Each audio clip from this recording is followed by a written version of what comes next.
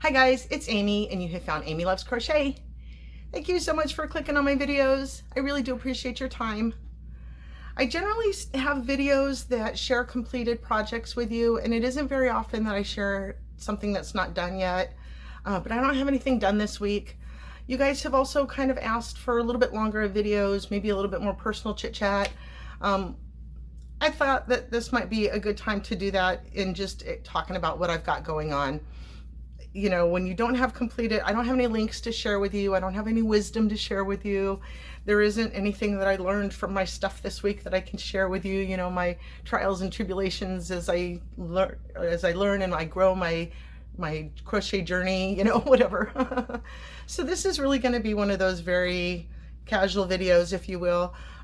Generally, when I've got my finished projects to share with you, I kind of feel like I've got, you know, an outline and I talk about the links and things like that. I got nothing for you. So it really is just going to be sitting here chit-chatting. If that is not what you are into, I totally understand, and I will share wisdom with you later. But if you want to just hang out for a little bit and see what my secrets, I keep talking about these projects I've been working on, I thought I'd go ahead and share them with you this week. So first thing that I had to do, and it was really hard for me, was get a new phone case. You know, there's not a whole lot of girly aspects of my life. I mean, I do kind of feel more like a tomboy, especially as I'm getting older. But once in a while when I reach, you know, this was the phone case that I had before. I said, because I am a grown-up. And I absolutely loved it. And it just started to wear out. And I only paid $5.99 for it almost 3 years ago. So I thought it was time to get a new one. And so I'm always very afraid of getting an item that is not what I searched for.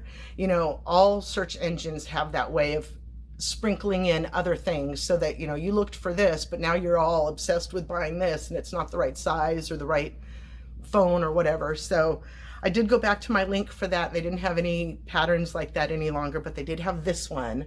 I thought that was pretty cool.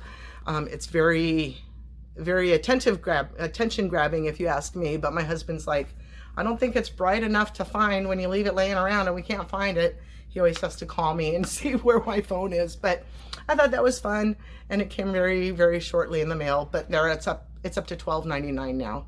The $5.99 they were showing for other items, so maybe that's when they're trying to clear something out, and so maybe I got lucky on that one. But 3 years later, $12.99, you know, if I got 3 years out of this one too, that would be fine with me. So what have I been working on? What's the big secret? You know, I'll just go ahead and grab this first skein of yarn, and of course it's Leading Men Fiber Arts yarn. So this is yarn that I bought that was the first of this line. When I found this at Seven Sisters a couple of years ago, I think. And so of course we've seen this label before. This is my guys, but then here it is. This is called Soliloquy, and the colorway is Starting Point, and it's bigger than a normal hank of yarn. It's 657 yards, 150 grams, so it's 1.5. And this is 100% superwash blue-faced Leicester. I forgot how you say that. It's very easy to say, and I say it wrong all the time. But I got this at Seven Sisters. Like I said, I don't see a date on their tag at all, which is fine. But this is the colorway. So you see it's kind of like a beige, and then it's got these great, I don't know what color green to call this, because it is kind of bright. It is very green as opposed to any mint type of colors, but it's a little bit kind of neon-y. So I'm not sure like where to categorize that. So there's that green, and then this gorgeous like golden yellow color. Sometimes it's a little more golden. You can see kind of like right in here. Well, it kind of shows both. And then a little bit more of a yellow, you know, on one side, and a little bit more of the orangey. And then there's this sort of brownish color that goes through it as well. Where am I? Right there. These brown colors, these little brown bits. So I had this for some time, and it is very soft. I like it very much. Not as soft as some, but I brought this with me to a Midwest Fiber Fest, I think last year in 2024's Fiber Fest, Midwest Fiber Fest. I brought it with me, and I had Steve and Andy looking at their other soliloquy colorways to sort of match one with it, because I didn't know, you know me, I can't just take this one and be like, oh, I totally see what that's going to be. So, and did I say the colorway was Starting Point? So I think it was Steve that was looking at it with me, and we decided that the best, because they had these great swatches. They had a little swatch of every single colorway they had. So even if it wasn't in their inventory for you to look at right there, you could still use it to compare these little swatches against, in this case, what I had brought with me, what I purchased beforehand. So what we decided was that this would be its offset. It's called Rust Bucket.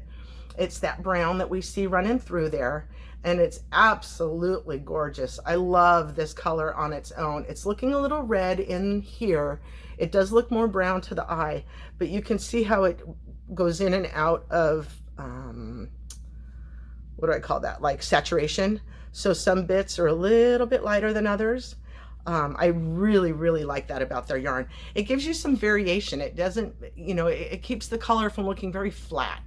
So what I decided to do, and to say that, again, Rust Bucket, 657 yards, the same, very same yarn. I say I decided, but I have absolutely no decision made yet.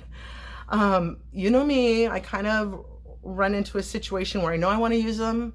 I know I want to use them together, but I don't know to what yet.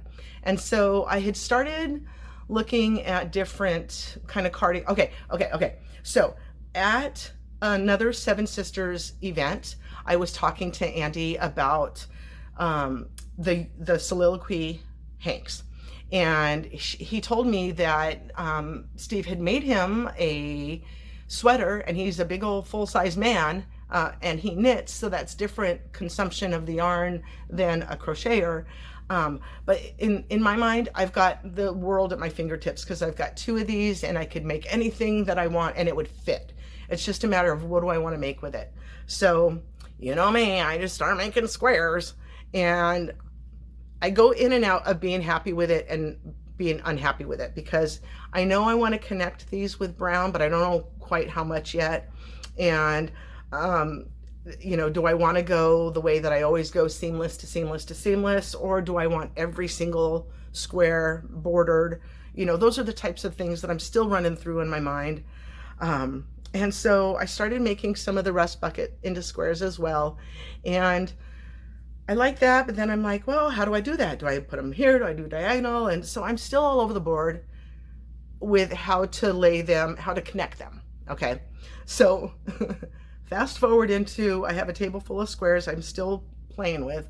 I can't decide now whether I want to do like a light cardigan, or am I going to do like a t-shirt or some sort of a tank top or a long sleeve sweater. Like, I'm still going crazy, and I don't know whether I want to incorporate some full-size square, you know, some squares also with that, or if I just have the handful of these for, I'm not sure how to incorporate those yet, but then only do, you know, stripes of the brown throughout the garment, whatever it's going to be. So once in a while, I will just pick up, I'm working a 4mm G hook with this, and I'll just pick up one of the yarns and make a square or two, just because I'm sitting there and my hands are feeling like they need to be busy. But I still am not really any closer in deciding what I'm going to do with all my squares, how I'm going to put them together, or what I'm going to make, whether it's a shirt or a cardigan or whatever. I keep thinking it's like fingering weight. I can't make like a full-size sweater or garment out of a fingering weight. It's got to be something small and light. Can I make these into a shawl? Like, my brain's all over the place with it. So not having a whole lot of luck coming to a conclusion, but just still working on making one here, making one there, whatever. I don't know what's going to happen with that.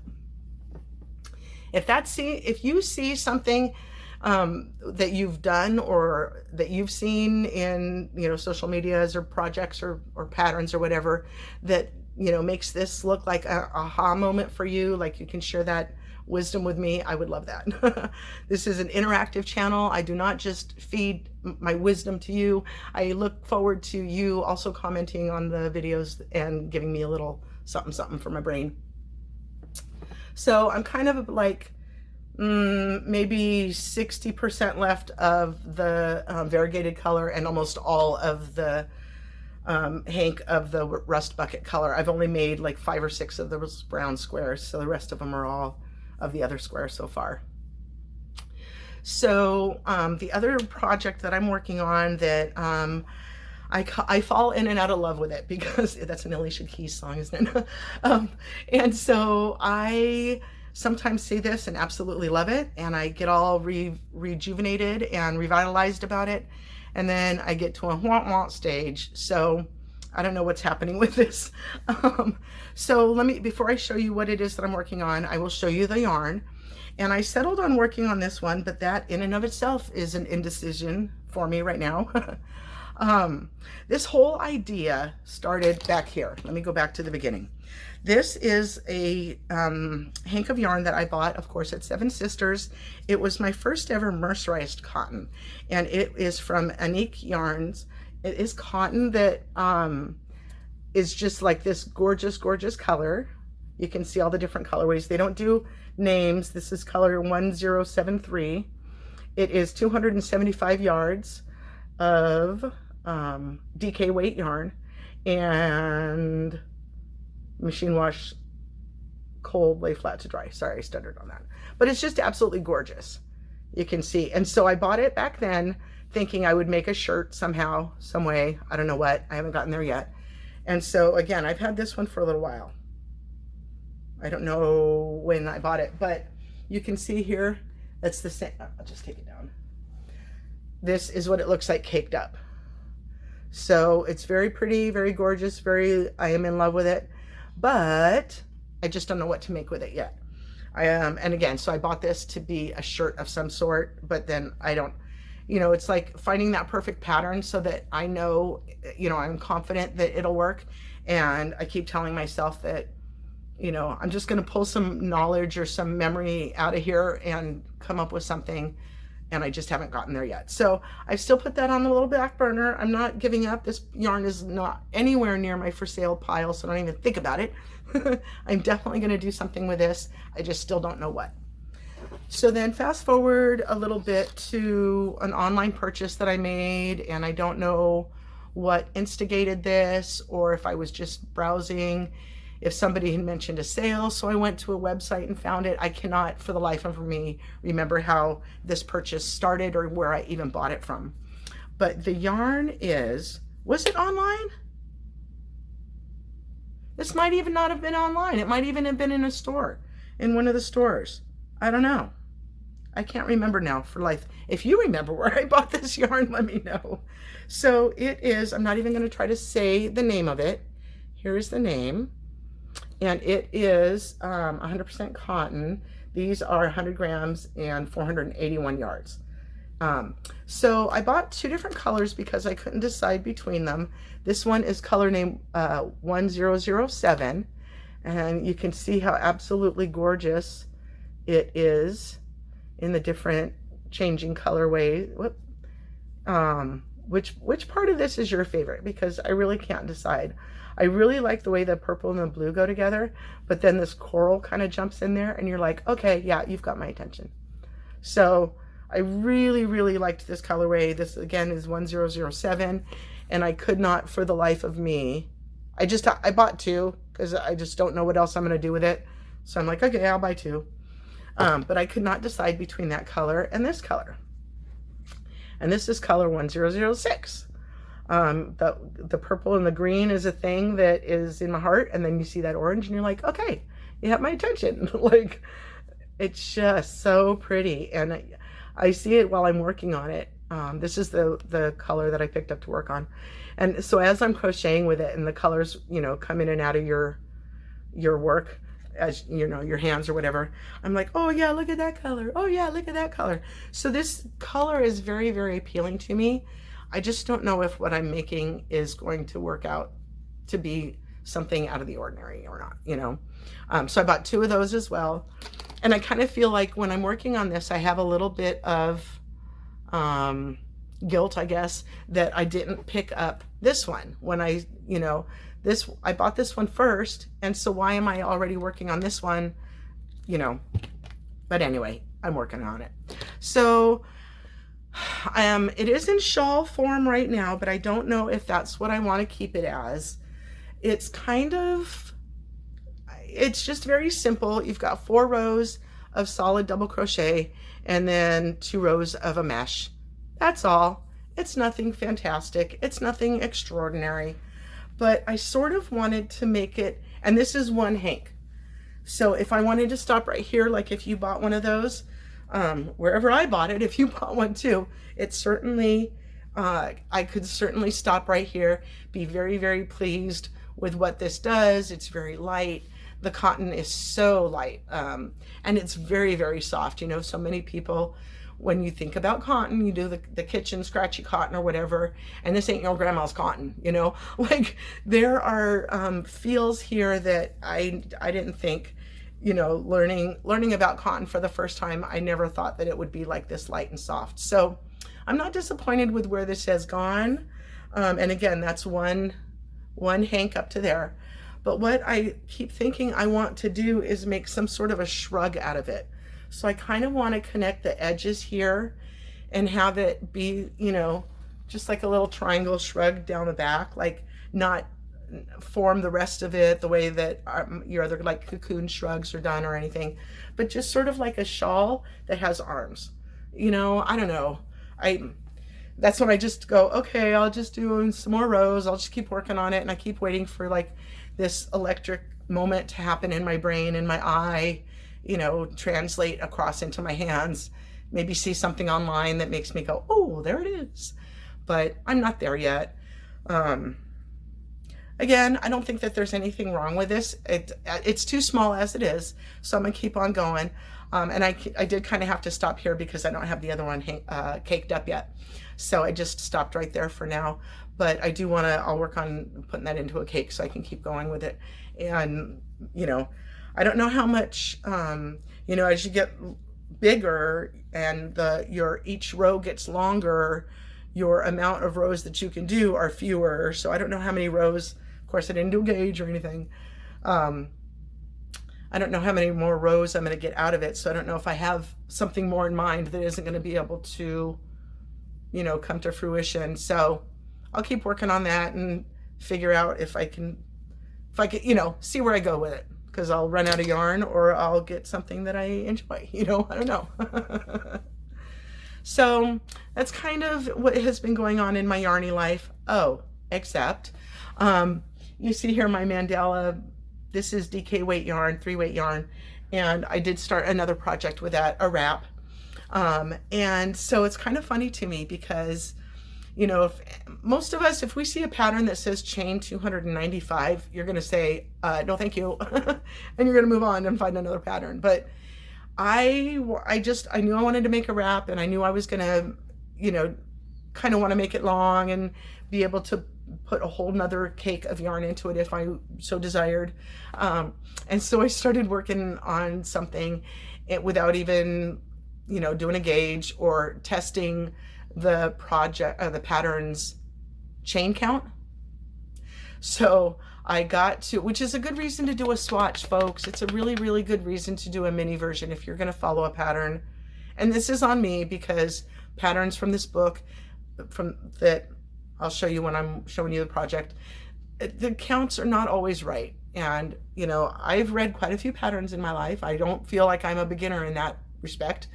But so anyway, so I start, excuse me. So I start doing this chain for this wrap, and I'm just like, oh yeah, I think it should be that big or whatever. And then I found the pattern. So, you know, did my multiplication of how many chains I should go with.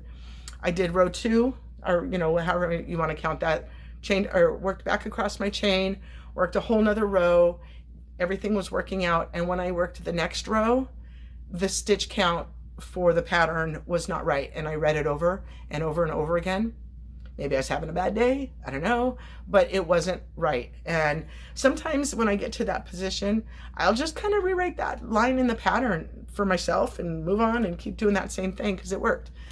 But I wasn't in the frame of mind to do that, and I just ripped out that whole thing. So that was a lot of wasted time this week. So then I did start on a different pattern. And I worked a small swatch of that, and it worked out fine, you know, through the repeats. And so started working on that. And again, it's like 280, 285 chains, something like that. And so I get this way, and then I go this way, and then I come back. And so sometimes you know that you've made a mistake because you don't have the recipient of a stitch to go into. You know, you're supposed to have another chain space to go into or something that isn't there. And so in this particular situation, it wasn't there because the previous row was wrong as well.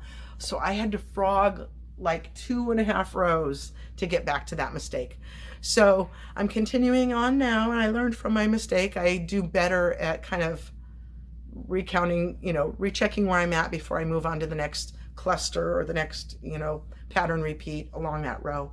So I'm kind of, you know, you be kind to yourself. You know, you think you're going to skip a step and just mosey along, and then you got to frog, you know, 600, 700 chains, so stitches. So I'm working on that. That's good. It's being very ASMR with, you know, the cake is very tight. And as I'm pulling from the center, I've got like this perfect center donut that's just growing out, and it's not falling in on itself. It's awesome. We love when that happens. So that's my kind of, here's my video where I got nothing to show you kind of video. You know, sometimes the mojo's just not hitting right. I don't want to say that. My mojo's there. I got Crojo. I've got good feelings. It's just my patterns, like the couple of things that I'm working on, my open whips are all kind of like, what am I doing with you? I'm just not quite sure yet. So that's why I've kind of fallen in and out of love. You want to be passionate about what you're working on. And if I just pick it up and I'm just doing it because you kind of wait for that brain to pop into, ooh, here's what I want to do. And so I had so much fun making my little dinosaurs and my little Louis and my little robot, wherever he went to. And so then I thought, okay, get back into my shawls for a bit, but I kind of feel that lacking, that I didn't just whip out a quick hat or something like that, because we always like those finished projects that you can just whip out real quick.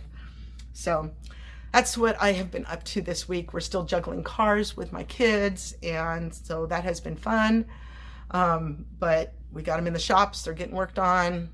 We will have an end to this headache eventually. I hope everything is well with you guys.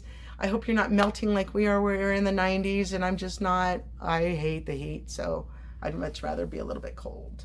All right, guys. Hope you're doing well. Have a wonderfully blessed day, and I hope you'll come back and see me again. Thank you so much. Bye-bye.